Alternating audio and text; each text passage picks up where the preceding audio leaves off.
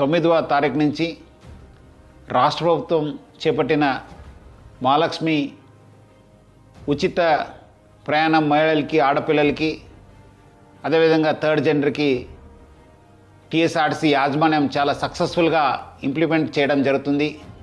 చాలా చోట్ల అనూహ్య స్పందన వచ్చింది. రికార్డ్ స్థాయిలో ప్రయాణికులు మా బస్సులో ప్రయాణం చేయడం జరుగుతుంది. బట్ ఈ ఒక పథకం ఇంప్లిమెంట్ చేయడంలో యాజమాన్యానికి, ముఖ్యంగా మన సిబ్బంది కూడా కొన్ని సమస్యలు తెలియెత్తుతున్నావు. ముఖ్యంగా చాలామంది మహిళలు తక్కువ దూరంకి వెళ్ళే వాళ్ళు కూడా మన ఎక్స్ప్రెస్ బస్సులో ఎక్కి దూర ప్రాంతం వెళ్ళే ప్రయాణికులకి ఇబ్బంది కలిగించే విధంగా ప్రయాణం చేస్తున్నారు. వాళ్ళందరికీ కూడా నా తరఫు నుంచి, యాజమాన్య తరఫు నుంచి కోరుతున్నాను, మీరు తక్కువ దూరంలో వెళ్ళే వాళ్ళైతే వెలుగు బస్సులో ప్రయాణించాలని చెప్పి నేను మరీ కోరుతున్నాను.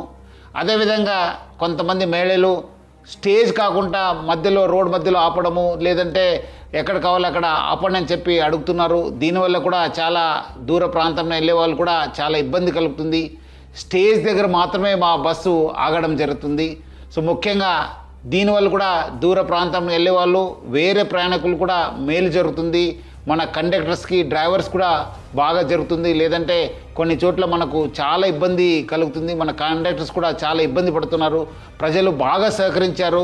వాళ్ళందరూ కూడా నా తరఫు నుంచి, యాజమాన్య తరఫున కూడా ధన్యవాదాలు తెలుపుతున్నాను.